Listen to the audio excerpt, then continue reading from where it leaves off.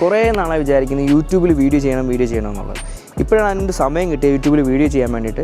ഇപ്പോൾ ഞാൻ വന്നിരിക്കണമെന്ന് പറഞ്ഞു കഴിഞ്ഞാൽ ദമാക്കിൻ്റെ ഒരു ഹോം ടൂറിനാണ് വന്നിരിക്കുന്നത്. 5 ബെഡ്റൂം വിത്ത് മെയ്ഡ് അടക്കമുള്ള ഒരു ഹോം ടൂറിലാണ് വന്നിരിക്കുന്നത്. ഇനി മെയിൻ ഇതിൽ നോക്കാനുള്ളതെന്ന് പറഞ്ഞാൽ ഇതൊരു കമ്മ്യൂണിറ്റിയാണ്. ഈ കമ്മ്യൂണിറ്റിക്കകത്ത് കയറണമെന്നുണ്ടെങ്കിൽ ഫസ്റ്റ് നമ്മൾ സെക്യൂരിറ്റിയുടെ അപ്രൂവലും കാര്യങ്ങളൊക്കെ എടുത്തതിന് ശേഷം മാത്രമേ ഇതിനകത്ത് കയറാൻ പറ്റുള്ളൂ. സോ നിങ്ങൾ താമസിക്കുമ്പോഴത്തേക്ക് അതുപോലെ തന്നെ നിങ്ങൾക്കൊരു ഗസ്റ്റ് വരുമ്പോഴത്തേക്ക് സെക്യൂരിറ്റിയുടെ അടുത്ത് വന്ന് നിങ്ങൾ ആ ഗസ്റ്റിൻ്റെ അപ്രൂവൽ കൊടുത്താൽ മാത്രമേ ഇതിനകത്ത് കയറാൻ പറ്റുള്ളൂ. ഈവൻ ഡെലിവറി ആയാലും എന്ത് കാര്യം. സോ അത്രത്തോളം സേഫ് ആൻഡ് സെക്യൂരിറ്റിയാണ് ഇതിനകത്തുള്ളത്. ഇനി ഞാൻ പറയാനുള്ളതെന്ന് പറഞ്ഞാൽ ഇതാണ് നമ്മുടെ ആ വില്ല വരുന്നത്. അപ്പം 5 ബെഡ്റൂമാണ് വരുന്നത്. ഇനി ഞാൻ പറഞ്ഞ കണക്ക് തന്നെ നേരത്തെ ഒരു പാർക്കിംഗ് എന്ന് പറയുമ്പോഴത്തേക്ക് 1, 2, 3 പാർക്കിംഗ് അവിടെ ഇടാൻ പറ്റും. അതിൻ്റെ പിറകിലും നമുക്ക് എന്ത് ചെയ്യാൻ പറ്റും, കാർ പാർക്ക് ചെയ്യാൻ പറ്റും. സോ ടോട്ടൽ നമുക്കൊരു 5-6 പാർക്കിംഗ് നമുക്ക് കാർ ഇടാൻ പറ്റും. ഓക്കെ, ഇനി നമുക്ക് അകത്തോട്ട് പോവുകയാണെന്നുണ്ടെങ്കിൽ നമുക്ക് ബാക്കിയുള്ള കാര്യങ്ങൾ കാണാം. സോ ഇതാണ് ഞാൻ പറഞ്ഞ പാർക്കിങ്ങിൻ്റെ ആ ഒരു ഏരിയ വരുന്നത്. നമുക്ക് കയറി വരുമ്പോൾ തന്നെ ഒരു എന്താ പറയുക, ഒരു ഗാർഡനിങ് ഒക്കെ ചെയ്ത് അത്യാവശ്യം ഒരു വാട്ടർ ഫൗണ്ടൈനൊക്കെ വെച്ചൊരു നല്ല രീതിയിലാണ് അവർ ചെയ്തിരിക്കുന്നത്. ഇനി എൻ്റെ ബെസ്റ്റ് പാർട്ടെന്ന് പറഞ്ഞാൽ എൻ്റെ ഏറ്റവും ഫേവറേറ്റ് ആയിട്ടുള്ള സ്ഥലം എന്ന് പറയുന്നത് എൻ്റെ ബാക്ക് യാർഡാണ്. ഞാൻ ആദ്യമേ നിങ്ങളെ കാണിക്കാനുള്ള കാര്യം എന്ന് പറഞ്ഞാൽ ബാക്ക് യാർഡിൽ ഇത്രയും സ്പേസും കാര്യങ്ങളും ഒന്ന് ഫേവറേറ്റ് ഏരിയയും കൂടെ ആയതുകൊണ്ടാണ്. ഇനി ബാക്ക് യാർഡ് എങ്ങനെ ഫേവറേറ്റ് എന്ന് പറഞ്ഞു കഴിഞ്ഞാൽ ഞാൻ കുറേ അപ്പാർട്ട്മെൻറ്റിലാണ് താമസിച്ചിരുന്നത്. അപ്പോൾ ഈ എൻ്റെ മക്കൾ, എനിക്ക് 2 മക്കളാണുള്ളത്. അപ്പോൾ ഇവർ ഈ അപ്പാർട്ട്മെൻറ്റിൽ ഒന്ന് അടുക്കളയിൽ പോവും, ഹോളിൽ പോവും, അങ്ങനെ കറങ്ങി ബാൽക്കണി അങ്ങനെ അത്രേ പോകാനുള്ളൂ, വേറെ അങ്ങോട്ടും പോകാനില്ല. പിന്നെ ശരിക്കും പറഞ്ഞാൽ ദമാക്കിൻ്റെ ആയതുകൊണ്ടും ഒരു ഓൾഡ് ബിൽഡിംഗ് ആയതുകൊണ്ടും അതിനകത്ത് ആ കൂടെ സ്വിമ്മിംഗ് പൂളും മാത്രമേ ഉള്ളൂ. ഈ സ്ഥലത്തും കൂടെ പോകാനേ അവർക്ക് പറ്റുള്ളൂ, വേറെ എങ്ങും പോകാനില്ല. ഇനി നമുക്ക് ടൗൺ ഹൗസിലോട്ട് പോവാം. അപ്പോൾ നമ്മളിവിടെ ബെല്ലടിച്ച് തന്നെയാണ് കയറാൻ പറ്റുള്ളൂ. അപ്പോൾ ഇത് കയറി കഴിഞ്ഞാൽ ഫസ്റ്റ് തന്നെ ഇവിടെ ഒരു റൂമുണ്ട്. ഓഫീസ് സ്പേസ് ആക്കാൻ പറ്റും, അതുപോലെ തന്നെ സ്റ്റഡി റൂം ആക്കാനും പറ്റും. വിത്ത് അറ്റാച്ച്ഡ് ബാത്റൂമാണ് ഇതുള്ളത്. ഓക്കെ, ഇനി ഇവിടെ ഒരു കോമൺ വാഷ്റൂമുണ്ട്. ഇതാണ് കോമൺ വാഷ്റൂം. നമ്മളെ ഗസ്റ്റൊക്കെ യൂസ് ചെയ്യാൻ വരുന്നതെന്നുണ്ടെങ്കിൽ നമുക്ക് കൊടുക്കാൻ പറ്റിയ ഒരു കോമൺ വാഷ്റൂമാണ്. അതുപോലെ തന്നെ ഇവിടെ ഒരു സ്പേസ് ഉണ്ട്, നമുക്ക് ലഗേജൊക്കെ വെക്കാൻ പറ്റിയ സ്പേസാണ്. അതുപോലെ തന്നെ ഇവിടെയും ഒരു സ്പേസ് ഉണ്ട്. ഇവിടെയും നമുക്ക് ലഗേജും കാര്യങ്ങളും എന്തെങ്കിലുമൊക്കെ വേസ്റ്റ് കാര്യങ്ങളൊക്കെ വരുമ്പോൾ നമുക്ക് വെക്കാൻ പറ്റുന്നൊരു സ്പേസാണ്. പിന്നെ ഇവിടെ ഒരു മുകളിലോട്ട് കയറി പോകാനുള്ള ഒരു അപ്സ്റ്റെയർ കൊടുത്തിട്ടുണ്ട്. പിന്നെ ക്ലോസ്ഡ് കിച്ചൺ, ഇത് ഫേവറേറ്റാണ്. എൻ്റെ അടുത്ത് ഒരുപാട് പേര് ചോദിക്കുന്നതാണ് ക്ലോസ്ഡ് കിച്ചൺ. സോ ക്ലോസ്ഡ് കിച്ചൻ്റെ എന്ന് പറഞ്ഞു കഴിഞ്ഞാൽ നമ്മളറിയാമല്ലോ, നമ്മൾ എവിടെ പോയാലും നമ്മൾ കരിമീനും അതുപോലെ തന്നെ മീൻ പൊരിക്കലും നമ്മളെ കുക്കിംഗ് സ്റ്റൈൽ എന്ന് പറയുന്നത് വേറൊരു തരത്തിലുള്ള കുക്കിംഗ് സ്റ്റൈലാണ്. അപ്പോൾ ആ കുക്കിംഗ് സ്റ്റൈലിൽ എന്താണ് സ്മെല്ലും കാര്യങ്ങളൊക്കെ വരുന്നുണ്ട്. ആ ഒരു ഈ ഗസ്റ്റ് അവിടെ ഉണ്ടാകുമ്പോഴത്തേക്ക് അവർ നമ്മൾ ഈ കുക്ക് ചെയ്യുന്ന കാര്യങ്ങളൊന്നും കാണാൻ പാടില്ല എന്നൊക്കെ ഉള്ള ഒരു ഇതുള്ള ആൾക്കാരാണ് നമ്മളെ വൈഫും ആയാലും ഉമ്മ ആയാലും അങ്ങനെയുള്ള ആൾക്കാർ. സോ അവർക്ക് പറ്റിയതാണ് ഈ ക്ലോസ്ഡ് കിച്ചൺ. ഇനി മെയ്ഡുള്ള ആൾക്കാരാണെന്നുണ്ടെങ്കിൽ ഇവിടെ മെയ്ഡ് റൂമും ഉണ്ട്. സോ മെയ്ഡ് റൂം അത്യാവശ്യം വലിപ്പമുള്ള ഒരു മെയ്ഡ് റൂമാണ് വിത്ത് അറ്റാച്ച്ഡ് ബാത്റൂമാണുള്ളത്.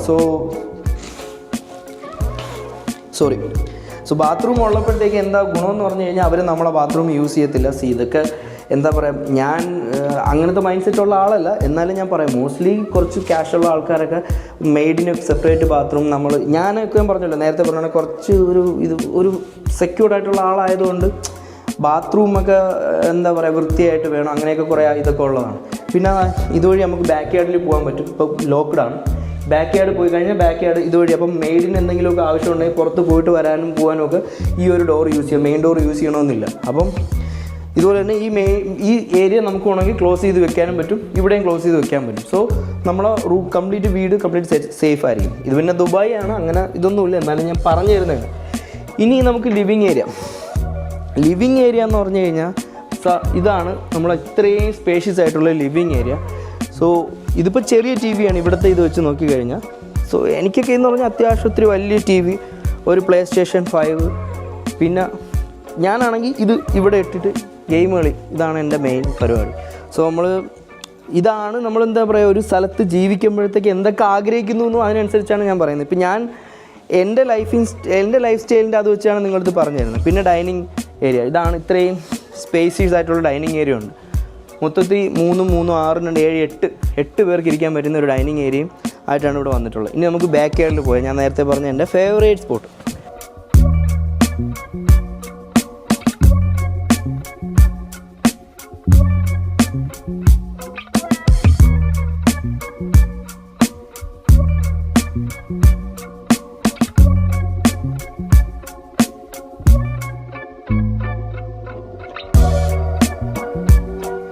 സോ ബാക്ക് യാർഡ് എന്ന് പറയുമ്പോഴത്തേക്ക് മോസ്റ്റ്ലി ഈ ബാക്ക് യാർഡ് വരുന്നത് എന്താണ് ഗോൾ ഫേസിംഗ് ആയിട്ടാണ് വരുന്നത്. സോ ഗോൾ ഫേസിംഗ് ആകുമ്പോഴത്തേക്കുള്ള ഗുണം എന്താണെന്ന് പറഞ്ഞു കഴിഞ്ഞാൽ നമുക്ക് എന്താ പറയുക ഗോൾഫ് കളിക്കുന്നതും കാര്യങ്ങളൊക്കെ കാണാൻ പറ്റും. ഇതുപോലെ തന്നെ ഇത് വാട്ടർ ഫേസിംഗ് ആയിട്ടുള്ള വില്ലാസുണ്ട്, ഗോൾ ഫേസിംഗ് ഉണ്ട്, പാർക്ക് ഫേസിംഗ് ഉണ്ട്, അങ്ങനെ പല പല രീതിയിലുള്ള വില്ലാസും ഉണ്ട്. ഇനി ഈ ബാക്ക് യാർഡിൻ്റെ സ്പേസ് എന്ന് പറഞ്ഞു കഴിഞ്ഞാൽ അത്യാവശ്യം ലാർജ് സ്പേസാണ്. സോ ഇവിടെ നമുക്കൊരു ടീമിന് ഇരിക്കാൻ പറ്റും.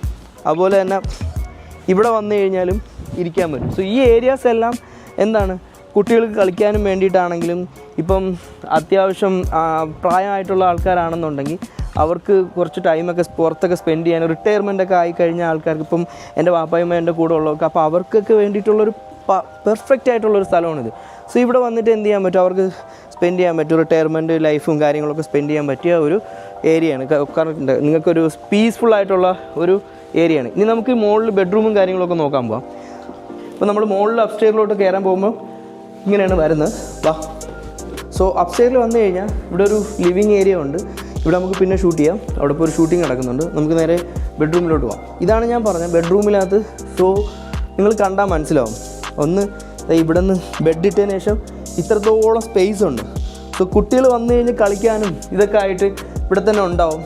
ചെറിയ കുട്ടികളുണ്ടെങ്കിൽ നിങ്ങൾക്ക് ഇത് റിലേറ്റ് ചെയ്യാൻ പറ്റും. കാര്യം ഇത് റിലേറ്റ് ചെയ്യുന്ന എൻ്റെ 2 മക്കളെ വെച്ചിട്ടാണ് ഞാൻ റിലേറ്റ് ചെയ്യുന്നത്. ഇനി ഇങ്ങോട്ട് പോയി കഴിഞ്ഞാൽ നമുക്ക് ബാൽക്കണി. സോ ബാൽക്കണി അത്യാവശ്യം നല്ല സ്പേസ് ഉണ്ട്. മോസ്റ്റ്ലി ദുബായിലെന്ന് പറഞ്ഞാൽ ഒരു 6 month ടൈമിൽ മാത്രമേ ബാൽക്കണി യൂസ് ചെയ്യാറുള്ളൂ. കാര്യം ഈ ഒരു തണുപ്പിൻ്റെ സമയത്ത് മാത്രമേ ബാൽക്കണി യൂസ് ചെയ്യാറുള്ളൂ. ബാൽക്കണിയിൽ ഇരുന്ന് എന്താ പറയുക ചായ ഒടിപ്പും അങ്ങനത്തെ ഒരു വേറൊരു ടൈപ്പ് വൈബ്. രാത്രി ആയാലും ബാൽക്കണിയിൽ ഇരുന്ന് സൊറ പറഞ്ഞൊക്കെ ഇരിക്കാൻ പറ്റുന്ന ഒരു വൈബ്. സോ നമ്മൾ വന്നു കഴിഞ്ഞാൽ അടുത്ത ബെഡ്റൂമിലോട്ട് പോകാം. ഇത് ജസ്റ്റ് ഒരു കിഡ്സ് റൂം പോലെയാണ്. എന്താ പറയുക ബാൽക്കണി ഇല്ല. കാര്യം കിഡ്സ് നമ്മൾ രാത്രി എന്താണ് ചെയ്യണമെന്ന് അറിയത്തില്ല. നമുക്കിവിടെ കിടത്തി കഴിഞ്ഞ് കഴിഞ്ഞാൽ പിന്നെ അവർ ചിലപ്പം ഇറങ്ങി നടക്കുകയോ ഓടുകയെന്നൊക്കെ ചെയ്യണമെങ്കിൽ നമുക്ക് അറിയാൻ പറ്റത്തില്ല. അപ്പോൾ അതുകൊണ്ട് ഇവിടെ ബാൽക്കണി കൊടുത്തിട്ടില്ല. അതാണ് ഒരു ബെസ്റ്റ് പാർട്ട്. പിന്നെ അവർക്ക് യൂസ് ചെയ്യാൻ പറ്റിയ വാഷ്റൂമും കാര്യങ്ങളും എല്ലാം ഉണ്ട്. പിന്നെ ഇനി നമുക്ക് മാസ്റ്റർ ബെഡ്റൂമിലോട്ട് പോവാം. മാസ്റ്റർ ബെഡ്റൂമിന് മുമ്പ് ഇവിടെ ഒരു സ്പേസ് കൊടുത്തിട്ടുണ്ട്. ഇത് എന്താണെന്ന് പറഞ്ഞു കഴിഞ്ഞാൽ നമുക്ക് എന്തെങ്കിലുമൊക്കെ യൂസ് ചെയ്യാൻ പറ്റുന്ന ഒരു ലഗേജൊക്കെ വയ്ക്കാൻ പറ്റുന്ന ഒരു സ്പേസാണ്. ഇനി ഇതുപോലെ ലിവിങ് ഏരിയ. ഇനി താഴെ ഗസ്റ്റ് ഉണ്ടെന്നുണ്ടെങ്കിൽ ഇവിടെ ഒരു TV വെച്ചിട്ട് ഗെയിം കളിക്കാനും കാര്യങ്ങൾക്കും വേണ്ടിയിട്ട് പിള്ളേർക്ക് യൂസ് ചെയ്യാൻ പറ്റും. അതിന് വേണ്ടിയിട്ടാണ്. ഇനി നമുക്ക് മാസ്റ്റർ ബെഡ്റൂം നോക്കാം. മാസ്റ്റർ ബെഡ്റൂം പറയുമ്പോഴത്തേക്ക് അതിനകത്ത് പറയേണ്ട ഏറ്റവും ഇമ്പോർട്ടൻ്റ് ആയിട്ടുള്ളതാണ് ബാത്റൂം. ബാത്റൂമിൽ നോക്കുമ്പോഴത്തേക്ക് നേരത്തെ ഞാൻ നോക്കിയിരുന്നപ്പം ബാത്ത് ടബുണ്ട്. ശരിക്കും പറഞ്ഞാൽ നേരത്തെ ബാത്ത് ടബും ഇതും മാത്രമേ ബാത്റൂമായിട്ടുണ്ടാവുള്ളൂ. പക്ഷേ ഇങ്ങനെ ഒരു സാധനം ഉണ്ടാവത്തില്ല. ലൈക്ക് എന്താ പറയുക കുളിക്കാൻ പറ്റിയ സാധനം ഉണ്ടാവില്ല. എല്ലാവരും ഇതിൽ തന്നെയാണ് കുളിക്കുന്നത്. ഞാൻ ദമാക്കിൻ്റെ പഴയ ബെഡ്റൂമിൽ താമസിച്ചിരുന്നപ്പോഴത്തേക്ക് ഇതും ഈ 2 സാധനങ്ങൾ മാത്രമേ ഉള്ളൂ. അപ്പോൾ ഞാൻ കുളിക്കണമെന്നുണ്ടെങ്കിൽ ഞാൻ പഴയ ആളാകുമ്പോഴത്തേക്ക് എന്താണ് ബക്കറ്റിലായിരിക്കും പോയി കുളിക്കുന്നത്. അപ്പോൾ ബക്കറ്റ് ഇവിടെ വെച്ച് അങ്ങനെയായിരിക്കും കുളിക്കുന്നത്. മറ്റേ ബാത്ത് ടബിൽ അല്ലാതെ യൂസ് ചെയ്യാൻ പറ്റത്തില്ലല്ലോ. സോ ഇത് ബെസ്റ്റാണ്. കാര്യം സംടൈംസ് സാറ്റർഡേ സൺഡേ വന്നു കഴിഞ്ഞാൽ ഞാൻ ബാത്ത് ടബ് യൂസ് ചെയ്യും.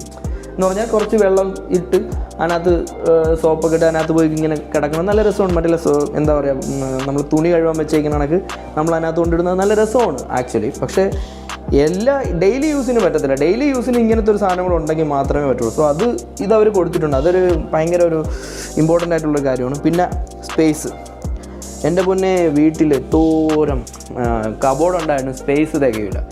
ഇത്രയും സ്പേസ് ഉണ്ടായിട്ടും പിന്നെ അവർ സ്പേസ് കൊടുത്തിട്ടുണ്ട്. അതൊരു ബെസ്റ്റ് പാർട്ടാണ്. കാര്യമെന്ന് പറഞ്ഞാൽ വേറൊന്നുമില്ല, വീട്ടിൽ അത്രയധികം സാധനങ്ങളുണ്ട്. നമ്മൾ എവിടെയെല്ലാം ഒളിപ്പിച്ച് വെച്ചാലും അത്രയും പിന്നെയും ആൾക്കാർ വീട്ടിലോട്ടൊക്കെ വരുമ്പോഴത്തേക്ക് കാണുമ്പോഴത്തേക്ക് വീണ്ടും ബാഗും കാര്യങ്ങളൊക്കെ കാണും. സോ ഇതിൽ അങ്ങനെ കാണാൻ പറ്റില്ല. കാര്യം അത്രത്തോളം സ്പേസ് കൊടുത്തിട്ടുണ്ട്. എല്ലാ റൂമിലും അത്യാവശ്യം നല്ല കബോർഡുണ്ട്. അതുപോലെ തന്നെ ഇവിടെയും അത്യാവശ്യം സാധനങ്ങളൊക്കെ വയ്ക്കാൻ പറ്റിയ കബോർഡുണ്ട്.